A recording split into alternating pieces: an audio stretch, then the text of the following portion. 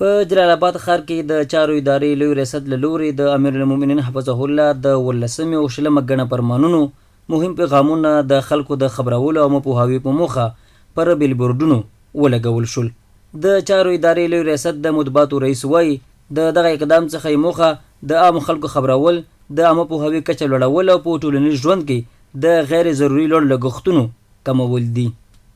اوس هم الحمدلله موږ یو ټیم ننګرهار ته په سفر باندې ده چې عملاً هلته الحمدلله د علماو سره، روحانیونو سره او علمي نهادونو سره، د ځایي مسؤلینو سره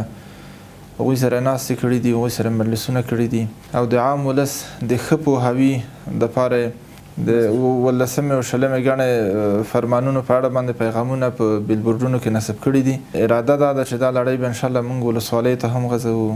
نور ولایاتو ته به هم دا لړۍ غځېږي انشاءالله. او تنها دا نه چې موږ مثلا اکتفا تنها په بیلبورډونو باندې کړي وي، بلکې په زرګونه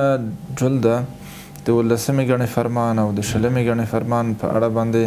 یعنې دغه فرمانونه خپله چاپ کړي دي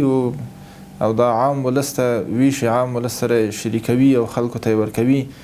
بل لور ته د ننګرهار ولایت اوسیدونکي د ناوړه دودونو په اړه د امیرالمؤمنین حفظه الله فرمانونه د ولسونو په خیر ګڼي او له ولسونو غواړي چې د یادو فرمانونو اطاعت وکړي.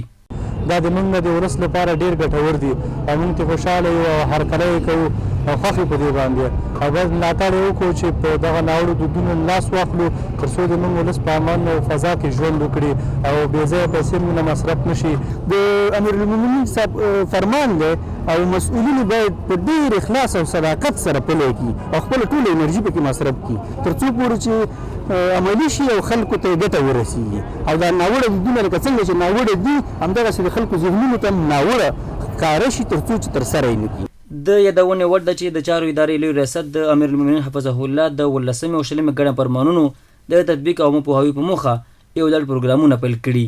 چې موخه یې د ناوړه دودونو مخنیوی او په ټولنه کې د اسلامي او ټولنیزو ارزښتونو پیاوړتیا ده.